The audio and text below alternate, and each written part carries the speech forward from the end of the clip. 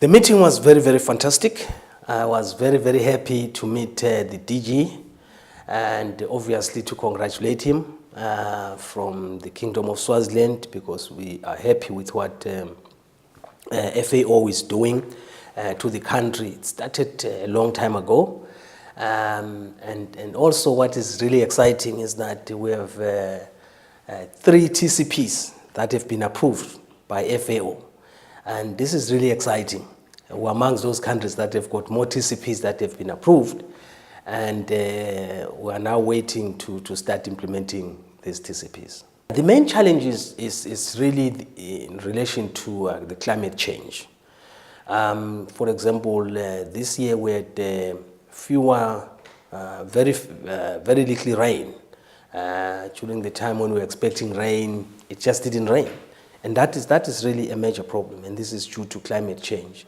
But I think the other one is really related to the skills base, technology, and skills transfer, which is why one of the TCPs is actually looking at supporting us with the fishery program, where we can have an expert to assist us with the production of tilapia fingerlings, so that we can then supply the farmers.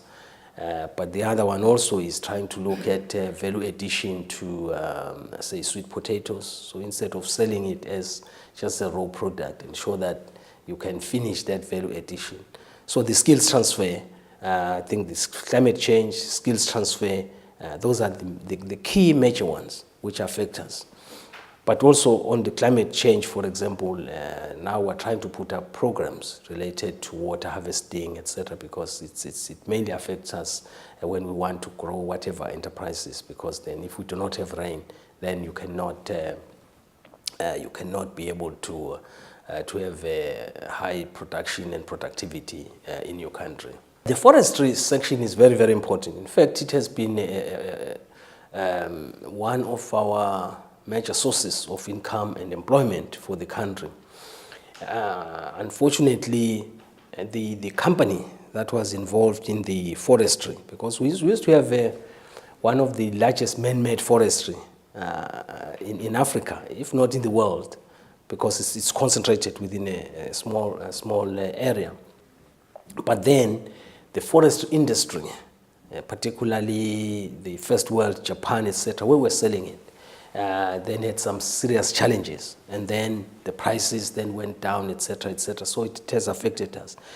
But like I said, if, for example, we'd done better value addition of the forestry, I'm sure it would have changed the fortunes. But right now, we now have a new company that has taken over, that has bought the forestry industry, and we're hoping that it can go back to where it was in the past. Because like right now, our major crop is really sugarcane, and yet sugarcane prices are also going through a very volatile kind of situation, particularly with the EU, because we supply our major markets is the EU, the US, etc., etc. And these markets, unfortunately, over time, they have got their own challenges. Particularly, the EU now is bringing in sugar beet, etc., etc. So that is now creating a lot of competition. So what we now need to do is to try and diversify, either within the sugar industry or get into other enterprises, to make sure that our farmers are still highly productive and the employment is not affected.